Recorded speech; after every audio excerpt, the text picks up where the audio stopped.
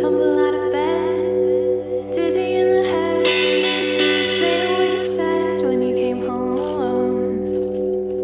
Mumble a reply, followed by a lie. Leave me wondering why, as if I've never known.